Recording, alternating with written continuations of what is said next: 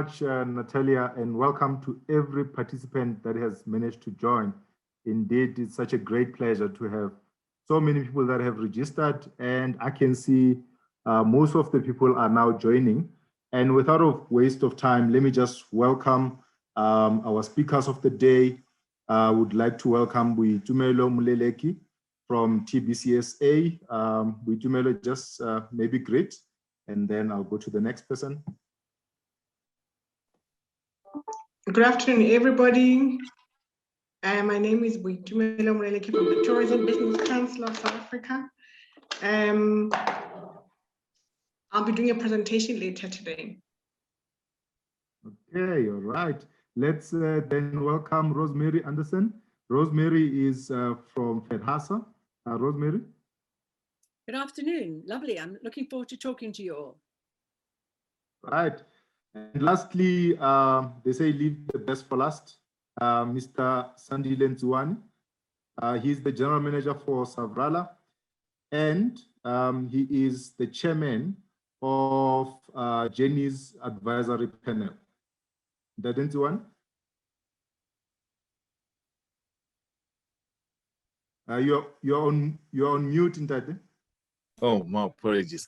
Thank you very much, Tsepo. Good afternoon, ladies and gentlemen, and I really look forward to this important discussion this afternoon. And yeah, I'll await my turn. As Tsepo has indicated, I'm Sandile Nzuwani, the general manager of Savrala, basically known as South African Vehicle Rental and Leasing Association, and a chair of Jurni and TBCSA board member. Thank you very much, Tsepo. Over to you.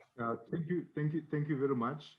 I see our colleagues are really introducing themselves. I see our colleagues from Mabula Lodge. I see Barati from Santlaha Guesthouse in Mahikeng. I see Ingrid and Abigail. I see Pale Nake. I also see Rema, my dear friend from Western Cape, Rema Wiz. And then I see Chantel. And I think everyone who just came in, all we want you to do is just go to chat, just introduce yourself. My name is Tsepo from Jurni. I'm going to be your host. And you can just tell us where you're joining from. And as we go, feel free to just throw in any question that you would like to ask. And I think we have a good number for us to start. So I'm not going to hold those that are still coming. I see CD from FEDHASA is also here, whom I had the pleasure to meet recently. So I think Boitumelo, let me start with you.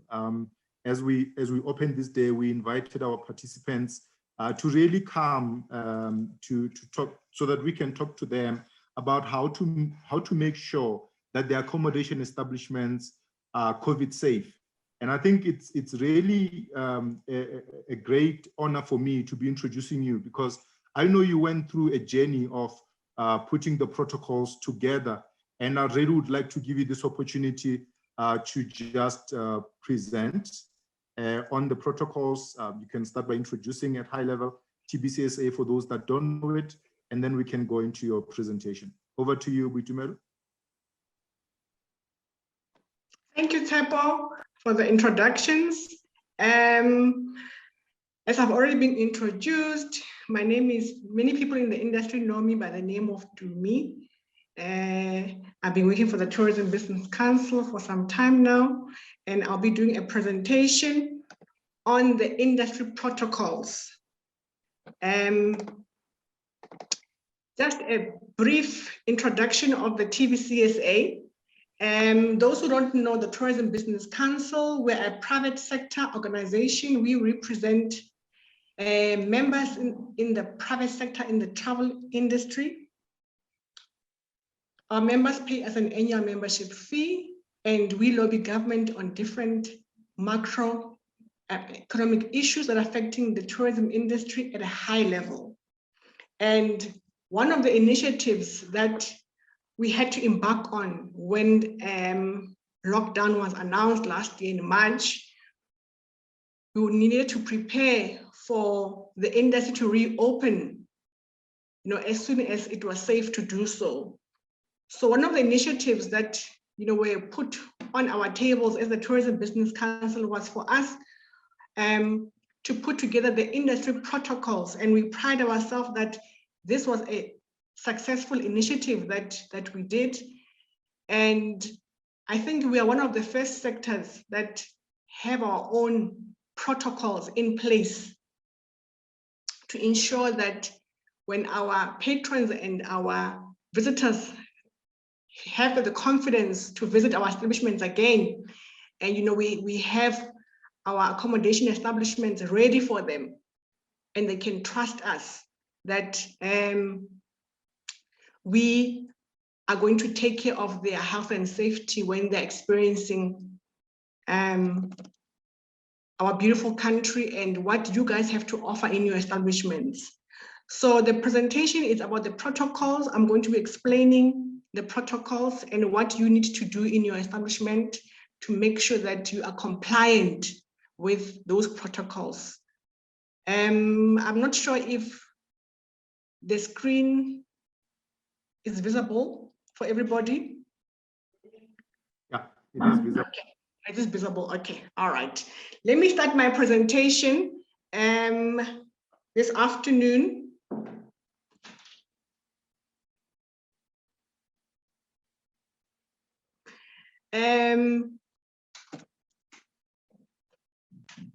Now I'm battling to move to the slide. Okay, perfect. So the protocols were developed last year in June, and were also launched in June, and they were developed by the Tourism Business Council in partnership with the associations and industry leaders. We needed to make sure that we get everybody on board, because our mandate is to deal with issues that are affecting the industry in all subsectors. So we needed to make sure that we have everybody involved, and that's when we put together the protocols. And these protocols serve as a guide for operations for all types of tourism and hospitality businesses and facilities in the industry. This was to ensure that when we reopen the sector during the pandemic, that we operate safely and we make sure that our tourists are safe. And this was for us to increase tourism activity across the industry to boost the economy. And while we were doing all this work, we wanted to make sure that we have a program or initiative that is familiar to everybody. So we named the initiative Travel Safe, Eat Safe program. And this was launched in 2020. So while we developed the document of the protocols, we wanted to make sure that we make it easy for businesses to operate. So then there was a decision made that we will introduce tools that can assist business with operations. And I'm going to share with you, this is the logo that you'll see in most of the businesses that are already registered on the program. This is a Travel Safe, Eat Safe logo. We were endorsed by the World Travel and Tourism Council to use their logo because we are following their health and safety protocols. And this is what you'll see in the digital platforms of those who have registered on the app. I'll talk more about the app later in my presentation.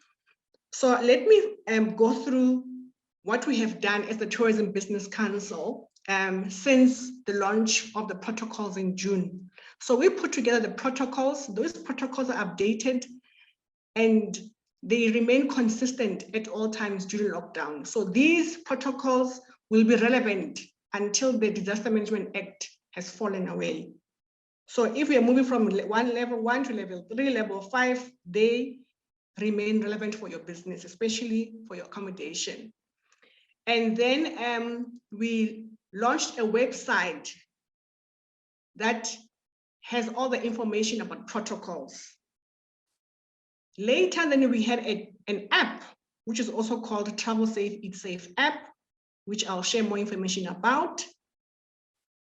And then we developed training for staff and business in the travel and tourism industry. So the first tool that we developed was an information hub for all businesses that would like to know and would like to have information about compliance of industry protocols. So the website is called Travel Safe, Eat Safe website. You'll see I have a website address on top there. The website has information about the app, so you don't have to go through different sites. You can go straight to the link of the app from the website. It also has a link to the training. It also has a guest complaint form that we have developed because we knew that we're approaching the festive season last year, and we needed to make sure that we have a platform for consumers, for our visitors, for our tourists, to let us know what is their experience with going around the country and experiencing our establishments, our attractions. And if there's any complaints, we wanted to make sure that those complaints reach our offices and we make sure that we mitigate and we intervene with those particular establishments, because it's important that we do that to make sure that they are aware that the tourists are complaining about certain aspects of compliance within their establishments. And on this website, we also have a free online listing of those that are compliant. So for you to be listed on the website, or for your business to be listed on your website, you have to register on the Travel Safe, Eat Safe app. And you need to be a premium user. So I will share the information of how you become a premium user. So I encourage each and every business to browse through the website. It's a very user-friendly website. It has information about what you need to do on the app and how to go about lodging a complaint. Obviously, this is for the consumer. And this is the slide about the app that I talked about. There's a free version of the app, and then there's a premium version of the app. So the free version of the app allows you to sign a pledge. As soon as you register on the app, you sign a pledge that says, Tumi's BNB will comply with the industry protocols. And after you register and sign the pledge, you will receive a certificate. The certificate will include that badge that I showed you earlier, the Travel Safe, Eat Safe badge that you can use in your digital platform or on all your marketing collateral within your business. So I encourage each and every business that is listening to this presentation this afternoon to go onto the app. Like I said earlier, it's free. You sign a pledge, you receive a certificate that you can use. And for the premium version, you can do everything else, which includes signing a pledge, receiving a certificate, as well as using the app to register your staff, your guests, and suppliers on a daily basis. So I always give an example, and I will stick to the accommodation sector. Instead of you at reception having your receptionist with lots of papers and files where people include their contact details as they enter your establishment, we encourage you to use the app. So the app will record all the information for you in case there is an infection on a particular day. You are able to pull through the information from the back end. There's a report of who was in your hotel, who was in your guest house, or who was in your B&B. All this information is stored on the back end. So in case there is an infection on that day, you contact all the people. And what's nice about the app is that it also has information about the nearest testing station of where that particular person is. Because remember, that person who included that contact details has to state where they're from and the address. So there's a functionality at the back end that will direct you to the nearest testing station at that particular time when there is an infected person within your establishment. So this is user-friendly for guests coming in out of your establishment on a daily basis, as well as your staff, because your staff comes in every day. You also have suppliers coming to drop off food and taking your laundry in and out of your establishment. So this is the best thing that you can ever use to make sure that you have that track and tracing facility. And for those that use PPEs, your laundry guys, your kitchen guys, in the back end, there is also a functionality where you are able to register all your cleaning stuff and your PPE stuff. So then it helps you with procurement. You know that tomorrow, there's 5 staff members coming in. I used this particular PPEs and I need more. So this app is able to help you with that information. One thing that I did not include in this presentation is that we also have an inspection sheet. So for you to be able to know that my BMB is compliant with the industry protocols, there's an inspection sheet that we built at the back end that you can pull on the system and you know that you are compliant, your kitchen area is compliant with the protocols, they're sanitizing, they're wearing PPEs, they're taking the temperatures, and there is sanitizing stations around your property. So this app is used at these companies that we mentioned on the side. They're the restaurant, the hotels, game lodges, accommodation, transport, and tours, as well as event venues and activities. It's very user-friendly. So for 95 Rand a month, you are able to use the entire app. It's not expensive because we made sure that this amount is not a lot of money because we know what the business are going through, especially during this time. And there has been a lot of hotels and other accommodation establishments that are using this app on a daily basis. We can see the report from the back end. It also helps us to communicate to government, having data, live data, to say, hey, you guys are thinking of a third wave. There's this rumor about people not complying in the tourism industry. We're able to pull through the data through this app, and we're able to convince government to say, hey guys, but we are doing the right thing. We have been complying. This is the information that we've been receiving without compromising, the contact details of the people that are in this app. So we are following the POPI Act regulations. Okay, I'll move to the next slide.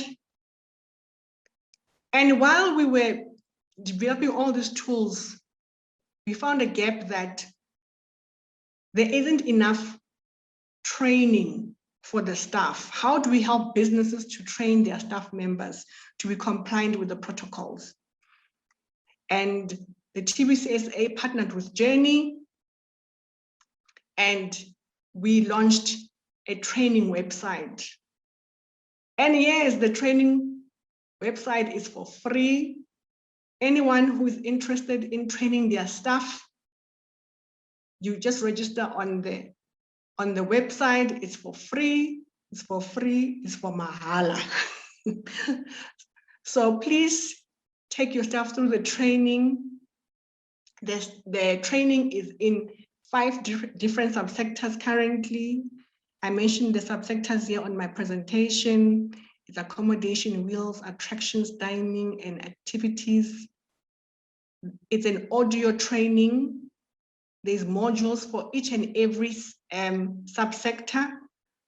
So for example, in your accommodation establishment, there is different modules on different areas within an accommodation establishment. So let me give you an example. When your guest checks in, you need to take the temperature and you need to make sure that they are sanitized. So then there'll be questions after each module to ask you, if your guest checks in and the temperature is above 38 degrees, what do you need to do? So those are the questions that will be asked in the training. And then it gives you 3 opportunities for you to get the answer correctly before you need to you move to the next module. So it's not a difficult training that wants to catch people out. We just want to make sure that the basics are taken care of. And after you complete the modules, you receive a certificate, which has your business name as well as the staff member's name on the certificate. And I know that there has been concerns about, this training only being offered online. But because, we are moving to the 4th, 5th, 6th industrial revolution, we needed to make sure that we have everything digitized, but we still understand that, we have places in the country in remote areas where there's problems with network connections and so on. So we have taken that into consideration. We are working on exploring other methods, for example, of having students in a room and you can offer the training in a classroom. So we are looking at those types of channels to offer the training. So I encourage you, get your staff to do the training. You can do it at your own time. You can do 1 or 2 modules just to get the feel of the module. And then you can continue at your own time. So I encourage you to go onto the website, register, play around, and get the feel of the training. This is very important because we need to make sure that we are ready once the season starts picking up. As you know now that we are going to the festive season, we are going to Easter weekend, people will be traveling around the country. We need to make sure that we are ready for our visitors.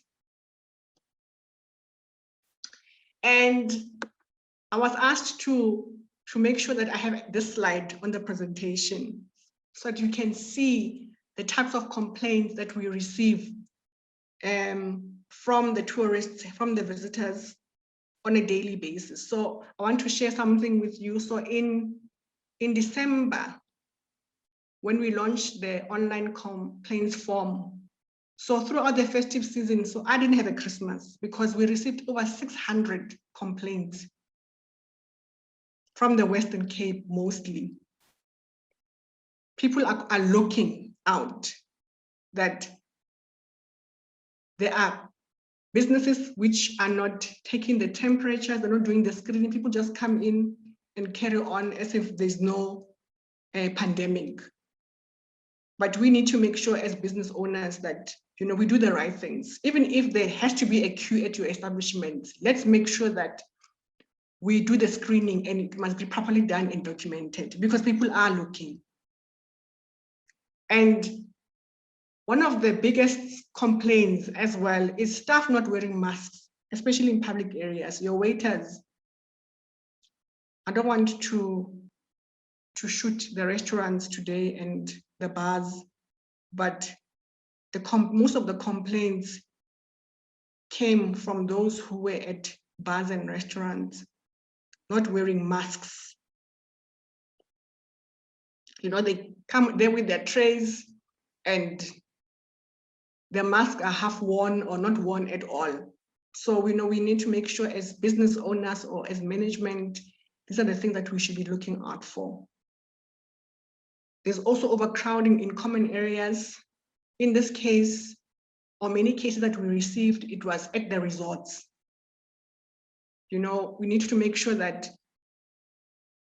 there is social distancing at all times, especially in your resorts where there's a lot of people who share a common space.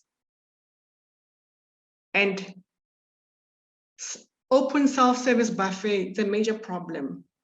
Yes, it's exciting, we all want to go and get food and use our hands, but it's not normal times anymore. It's not business as usual. I encourage that even if you have a buffet, there must be staff members who dish out the food for your guests. and not the guest doing the other way around, because it creates problems. And this is all in that lovely document that we've put together, which is called the Industry Protocols document. And second last is make sure that there is enough sanitation stations in your establishment. And please, let's adhere to the restricted numbers that are advised by the regulations. If the president says 50%, let's stick to 50%. It says 50 people, let's stick to 50 people, because people are watching and they're complaining to us. And we will come to you and we will complain to you to make sure that you make sure that you adhere to the protocols, because it's our job. If we need to reopen this sector safely, we need to come after you. We need to make sure that you are doing what you need to do for the sake of bringing money into your business. And we encourage each and every one of you to please adhere to the protocols, because that's the only way that we'll get tourists and consumers back into our businesses. And I know that there has been a discussion about South Africa being perceived as a destination that is not safe because we've got the second variant and so on and so on. But if we are doing what we can do as businesses, then we will receive more tourists in our country.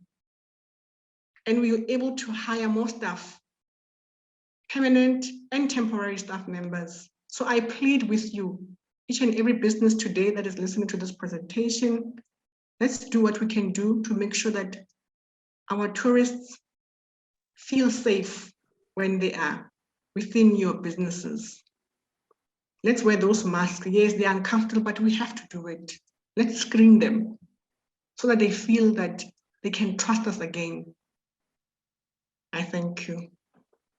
Thank you very much, Boitumelo. I think there is so much from your presentation that we can take away. And I think one thing that stood out for me is the training that you're providing. Not only are you encouraging people, but also you are making sure that you're providing support for people to be able to comply to the protocols. And indeed, we have to do it for the country. We have to make sure that we comply, we follow all the rules, so that we don't go into another wave or another lockdown that will prevent our small businesses, middle operating businesses to close down. And I think we have to work together and hold each other accountable there. As I invite Rosemary to speak as the second presenter, what I would like to do is to request that if you have any question at this point, you can just drop it under the chat. I think after Rosemary's presentation, I will allow 2 or 3 questions that will be asked. So you can hold your questions so that we can go into a Q&A. I think Rosemary, coming from FEDHASA, but also I think as a business person yourself, I just want to know what are some of the challenges when it comes to protocol, and how has this COVID impacted some of the businesses that you work directly with or some of the members? Thank you for the question. It's impacted all of us. So I think the important thing is to make health and safety protocols regarding COVID second nature. We've just got to make it like a second nature. Just like if you're going to cross the road, you look left and right. It's got to be a second nature. And we're going to be having this for a number of years. It's not going to go away in the short term. So I think that's something so important to just, with staff, it's so difficult to introduce anything new. All of us who run businesses know that. So unfortunately, we're just going to have to henpick our staff over and over. And also as business owners, you've got to make sure that you are definitely the person with the highest standards. So even when you don't feel like wearing your mask, when it's hot and you're tired, you've just got to do it, because if you don't do it, you can't expect your staff not to do it. So the buck starts with you and ends with you. You've got to do the right thing. And unfortunately, you're just going to have to henpick all the time to actually keep people in touch, keep your staff all the time. It doesn't matter how small the infringement is, call them up and look, that's against the protocols, that's against the protocols. Remember, our ability to stay open is entirely linked to if we are actually staying adhering to the protocols. Because if we aren't, as a whole country, not just hospitality and tourism, but if we don't adhere to the protocols, we are going to go into the third wave like other countries in Europe are experiencing. So we need to be able to stay in business. We need to be able to stay open. So our very survival, it's like crossing a road. If you want to stay alive, look left and right. It's the same with us. If you want to stay in business, please adhere to the protocols. It's not a matter of, oh, am I going to get caught and reported to the Department of Tourism or TBCSA? It's a matter of, this is life and death. This is a matter of our life and death of our companies being able to stay open. Thanks, then. Thank you very much for the input, Rosemary. I think indeed it's a plea from all of us to say, let's comply to the protocols. And I think I want to just bring Ndadin Ziwani on this one, just to hear from him in terms of how the year started. We are in 2021. The COVID hit us last year. Some of the businesses have closed down. And I just want to hear from you, what are some of the maybe important, why is it important for us to comply? And now that we're in 2021, so what? Yeah, thank you very much, Tsepo. I must say that, quite honestly, I really enjoy just listening to me. You know, how the passion on the work that's done by the industry, and obviously the TBCSA as the umbrella body, and you know how she actually exuded that passion and the reinforcement of the importance, obviously, of these protocols. It's not just as Rosemary indicated. The compliance to protocols really entirely has a lot to do with us basically making sure that we sustain our businesses. So, last Friday, I get reminded, was the anniversary, if you recall, of when South Africa went into the first lockdown. There's a lot to look back on, but more, to look forward to the extraordinary collaboration of thousands, and I must say of maybe the scientists and the researchers across the world, that saw, these vaccines being developed in such a short space of time, is one of the greatest stories to emerge from the pandemic. But certainly within South Africa, if you look at business, at how we at the time collaborated and worked closely with TBCSA to form these, and these should actually be taken seriously. There are, of course, stories of tragedy, that took place during this period, and some of the failures, that business endured. Stories of personal loss and community suffering. But of the lessons, which I must say, perhaps in answering your question, before I answer your question, lessons learned, was, the whole collaboration certainly be one of them. And the other is, the discovering the true nature of grit, not just individual, but collective grit. And then we've seen that. Now, 2020 seems like a long time. 2021 to me is just an extension. We are all anticipating certain circumstances to endure until the end of either the pandemic or the end of the year. And, the compliance to these protocols is very, very key in that regard. So certainly, I'd like to just as well just reinforce what Tumi has said, and I'm glad, I may have seen that presentation, a couple of months back, but I found it quite refreshing, and I just hope that the industry and certainly the property owners will make sure that at least they reinforce it as well to their employees, and they also communicate, which is something else I thought we should actually just talk about for now. Yes, and then I'll come back again later on. Right, thank you very much, Chair. I think I just want to see if we have any questions that comes from the floor before we come back again. Any questions, anyone, you can raise your hand, then I will allow you to talk or to ask your question.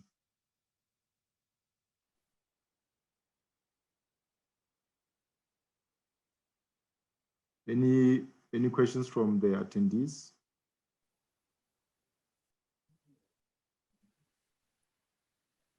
There is one question, if I may.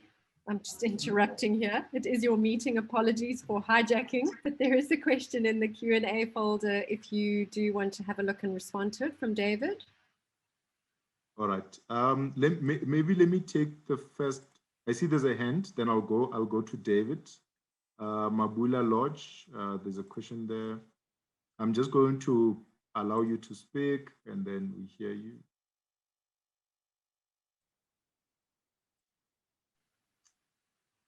I've just made them a panelist so they can unmute themselves and ask their question.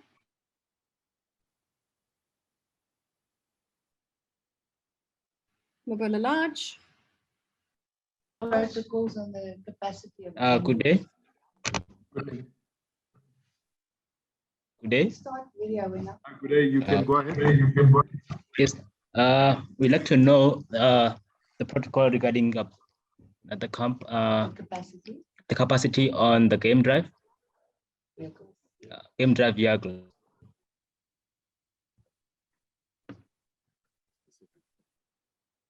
Can I respond? Yes, thank you for the question. Jurni will respond.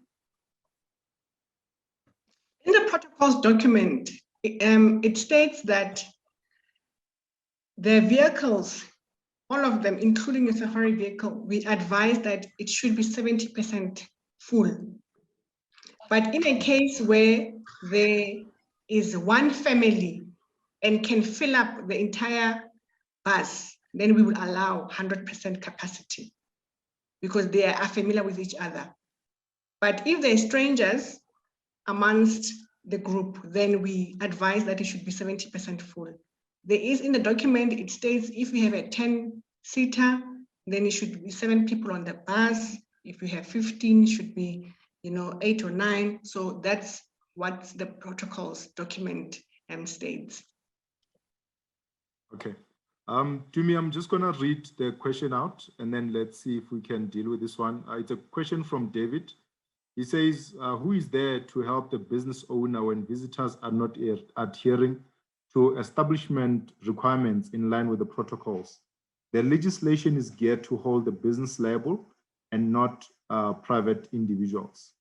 So in short, what he's asking is, who is there to make sure that the guest or the traveler complies as well?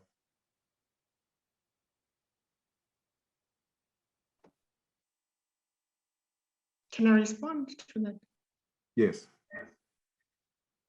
David, if we have someone in your establishment, they're guests, as soon as they enter your establishments, we encourage that it becomes your responsibility to make sure that they behave and make them accountable. And if at any chance they don't want to comply to the protocols, then you have to make the decision as a business owner to let them out of your organization, because they are compromising the safety of all the other people that are staying at your establishment. Including David's team. Rosemary, you want to come in? I see you want to add. Yes, it's such a difficult one. I mean, officially, you could actually even call the police because they are breaking the rule. This is actually a criminal act. But at the same time, it's a little bit like sometimes when people, for example, try to drink in your car park and obviously your liquor license only extends to the perimeter of the actual part of your building. The best way is to, I think, also try to appeal to people's better senses so there's not conflict, and explain that you are going to be held liable, just like you would in the case of any infringement on the liquor license. And please, we understand it's a hot day. We understand why you don't want to wear a mask, but unfortunately that is just the law and we need to stay in business. And if there is the transmission of COVID through people not wearing masks, you will be out of business soon. Your staff will be losing jobs. Just talk to the person, take them aside.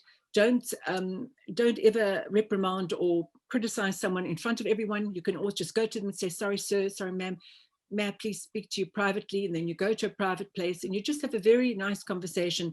Keep your voice down very low and just explain, appeal to their better senses that, you know, you're desperate to try and stay in business and this is the situation. You literally could actually lose your license if you are seen to be flouting the protocols. So please, just for your staff's sake and for the sake of your business to be able to stay open, you please request them if they could just, whatever the case is, wear their masks or not sit too close to someone or whatever the case is.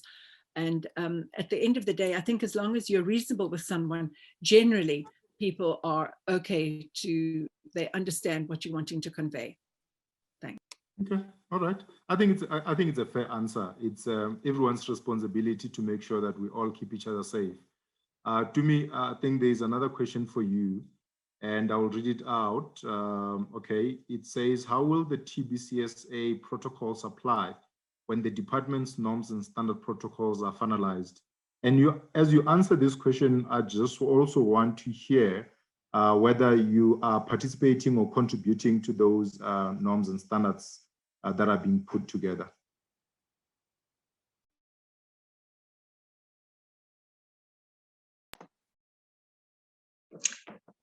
Yes, we are.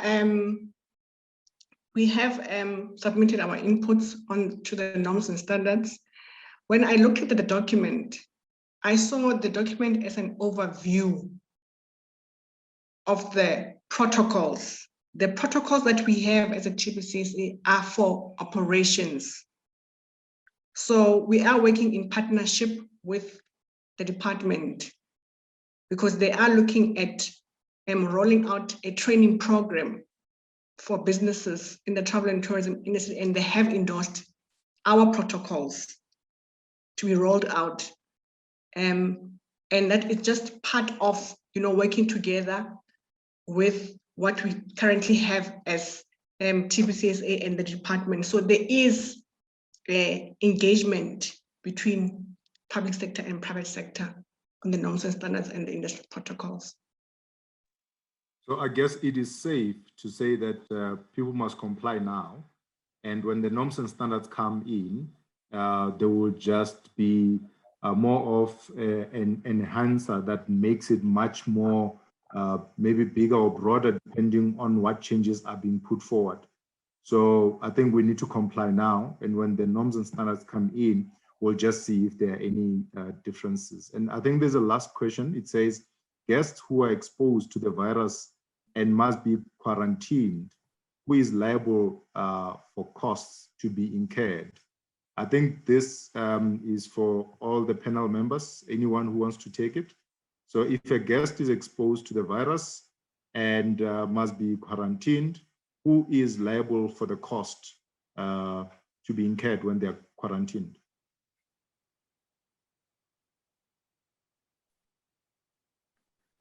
Well, Tsepo, you know, I'm just basing this on what is happening internationally, you know, because the costs of the quarantine, I mean, if you look at England, for instance, I mean, the cost is borne by the traveler, and, you know, so in a case where, you know, someone is, as you put it, already in your establishment, I would guess he also has a responsibility to basically fork it out. But I don't recall that ever stated in any of our protocols. But generally, you know, when you go internationally to get into any country, the cost of quarantine in England, for starters, I think I'm pretty sure that that is borne by the customer. So perhaps there's a different view, Rosemary. I don't know in your industry how you handle that one. Yes, I think what the question also was referring to is if it's inferred that if they actually caught COVID or became infected while at your establishment, But obviously that would be something very difficult to prove. It's not like falling over a step or a chair or something like that. That would be the first thing. And secondly, when one catches COVID, it's also because oneself isn't compliant. So did someone give it to you or did you catch it? So I think that'd be a very difficult thing. I don't think a consumer would have much chance actually trying to claim that from a company, because where were they besides actually at the venue or at the hotel? Where else were they? So I think it'd be very difficult to try to attribute that cost to a hotel or any venue for being liable for actually doing that. All right. Thank you very much for those answers, Datenziwane and Rosemary. Let me see if there are any last questions, and then we can all have our closing remarks in terms of today. Any last questions? Either you can type into the chat, on the questions and answers, or you can raise your hand and we can just unmute you and you can then ask your question. I wanted to just highlight, Tsepo, perhaps if I may, because, inbound business is very, very important to us. I think it's, some of the work that we're doing to expose SMMEs, for instance, within Jurni, to expose those that were previously not, exposed, is to expose them both internally within South Africa, but also externally. So I think it's important that the colleagues around the room here, the virtual room, realize that just besides the protocols, it has become increasingly important to make sure that we use the various online tools and platforms available to our advantage. And I think these were well articulated by Tumi. And Jurni has developed an online property management system that allows you to interact with your guests in a safe and touchless manner. So the focus is, whilst we may have sounded quite internal, but it's also to impact international would-be guests, to find comfort as they looking at South Africa as a possible destination. The sort of things that we're doing. So we have to really leverage technology, to keep guests safe, but also to reach new customers. Today's travelers are 100% online, and SMMEs need to look closely at their online marketing initiatives and booking, processes. From some of the inquiry, for instance, to booking and payment, it should be as seamless as possible. And the new Jurni booking platform, and I'm being slightly selfish here as the chair of the advisory committee of Jurni, that booking system allows smaller players to extend their reach, by putting them in front of a wider audience. And we're committed to working closely with SMMEs so they can use technology to remain connected, relevant, and visible. And the compliance and adherence and communicating as well, that compliance to would-be clients is very, very important. So I thought I must just throw that in, brother. Yeah. Thank you very much. And I see that we have new questions that came in while you were commenting there. So I think, to me, this one is also for you. I'm going to read it out to you.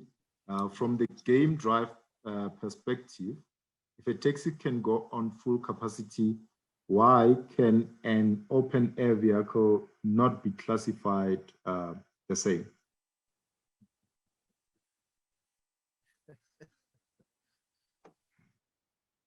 There was a question earlier about capacity of open air vehicle, and I mentioned that we in the tourism industry, in the industry protocols, we advise that it should be 70% full.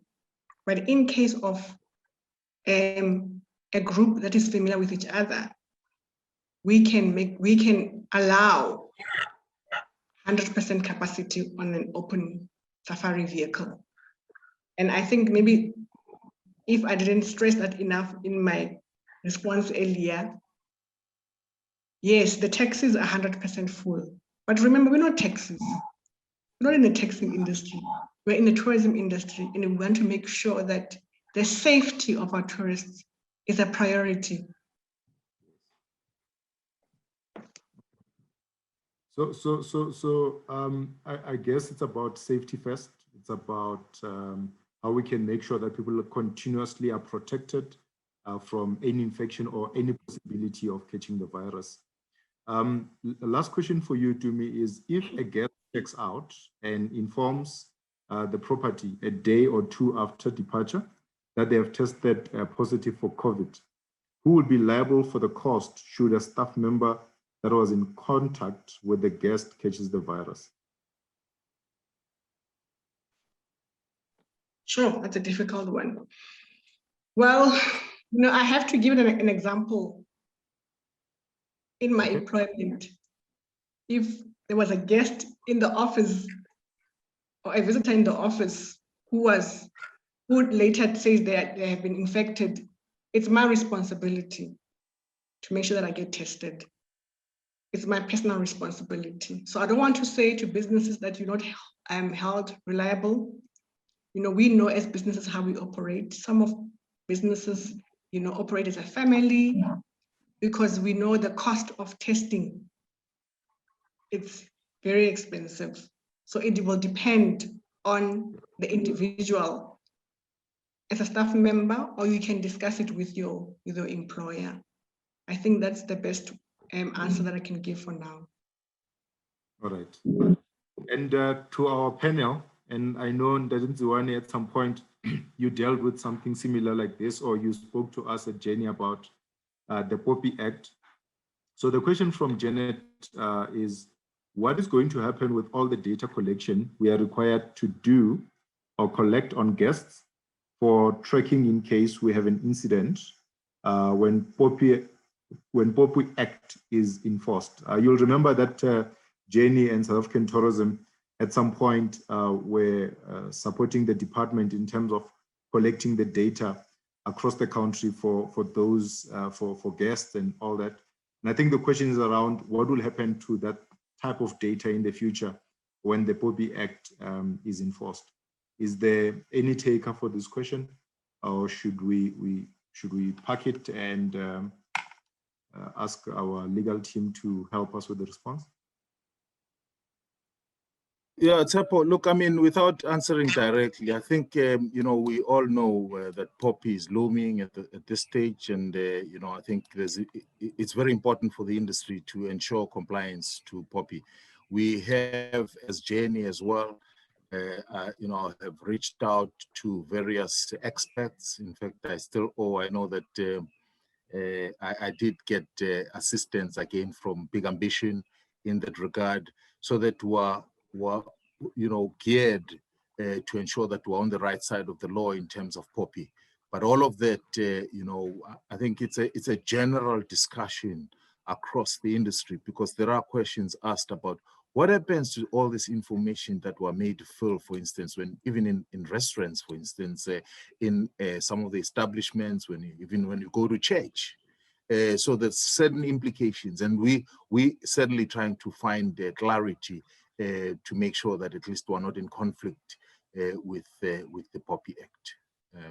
So I think for now, I can safely say, yes, we are looking seriously into that, and we are getting experts to advise us in that regard. I think it's a government call as well, because they have not also answered that question in terms of the information that's collected in various, either establishments or properties.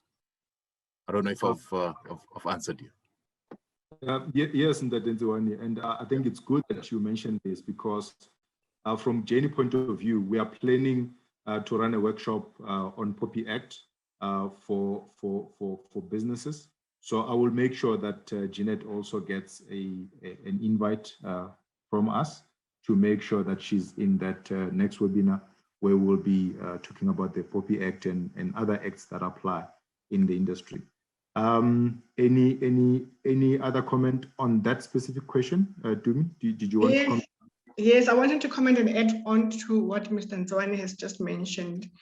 You know, we also had to check with our legal team because we own the app, and we, you know, we ask businesses to include the contact details of the visitors and the staff members and the suppliers onto this app in case there's an infection.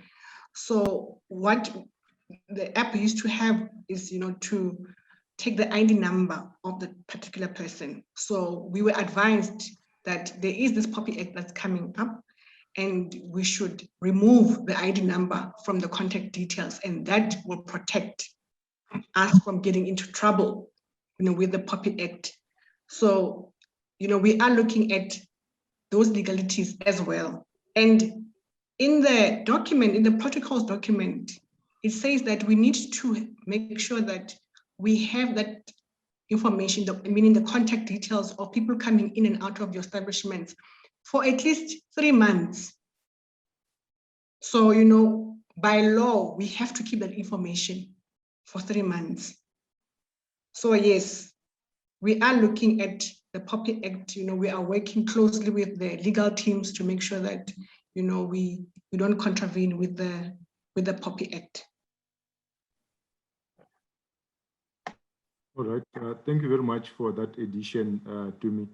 Can I just get closing remarks from you, Rosemary, in terms of the topic today and just your goodbye message to all the attendees? Yes, I would say, you know, there's an expression in times of difficulty lies opportunity. So this is the time to really show off and show how safe your venue, your guest house, your establishment can be. Show off at how compliant you are, embrace it, own it, and at the same time make your experience, because it is a bit of a prohibitive thing trying to implement, extra friendly. So explain to your staff, because of the situation and masks and people not being able to see smiles, one needs to go the extra mile and be exceptionally helpful and just be yes, everything one can do to help people and make them feel more comfortable. Because remember, visitors to one's establishments are also feeling a little bit vulnerable and either worried or they feel a bit guilty or concerned or something. So now is the time to be extra kind, extra helpful, and extra professional. And when we do start welcoming international tourists back to South Africa, we want to showcase how exceptionally compliant we are, better than anywhere else, and obviously friendlier. Thank you. Thank you very much for that. Buitumelo, any last words from yourself? I would like to encourage everybody to be compliant. I think Rosemary has it spot on. We have to start from this weekend. There's Easter coming. You know, people have made bookings across all countries. You know, we've been checking with different organizations how the bookings are looking at, and people will be traveling this weekend. Let's prove to everybody that we're a compliant industry. The school holidays are also coming. Private schools are on holidays now. And this is the time when we show off so that people can book the festive season that's coming in 2021. We want to, by the time we get there, we want to make sure that, you know, we are spot on. We fill those buses. People can brag about our country on social media, because that's where a lot of discussions take place that, Lodge A is not compliant with the protocols, they're not wearing masks. So let's show off. And I wish you all the best for the Easter weekend and the coming few months. Thank you. Thank you very much, Tumi. Chair, from your side. Well, yeah, thanks very much, Tsepo. You know, like I said earlier, you know, there is really no doubt that 2021 has gotten off to a very bumpy ride start, especially if you're running a small bed and breakfast or guest house. It's really tough being a tourism entrepreneur right now. You know, with the Easter break on its way, the threat of the third wave, you know, looming on the horizon, I think we have a responsibility as a community, as a tourism community, to ensure that at least we, you know, take heed of the reinforcement that was made. You know, quite apart from that, I think the basics still apply. You know, sanitize or wash your hands frequently, wear face mask in public, and maintain social distancing. You know, we've got to try and avoid being at indoor whatever events, however tempting it is. And you know, I can only just wish all my colleagues, you know, around the room here, this virtual room, all the best as we pedal on to open, you know, our industry. And I think it is through the adherence to these very protocols. Go back to where, you know, the TBCSA website, download them if you don't have them. And perhaps you have indicated as well that we will be sharing. I saw your response. I think, you know, this has got to be reinforced. So on that note, I'd like to just wish everyone all the best and say thank you very much, Seppo, for the invite. Thank you very much. And thank you very much to our panelists. In future, we invite you to come back and share your knowledge, your expertise. And from a Jane point of view, I just want to thank everyone that has come in, and just to remind you that Jane was created to make sure that we can centralize the travel and tourism data for the country. Secondly, to develop a property management system that seeks to give access to market for SMMEs in the rural areas, in the townships, and those that do not have. And lastly, to expose by creating a marketing space whereby SMMEs can be able to interact with the travelers. We're looking forward to the webinar that we'll be hosting next month, and we'll be bringing in other panelists who will be talking to us about different things. We aim to empower SMMEs in our country. Therefore, we are committed to supporting, and we'll be having these webinars every month. Thank you very much, panelists, and thank you very much, attendees.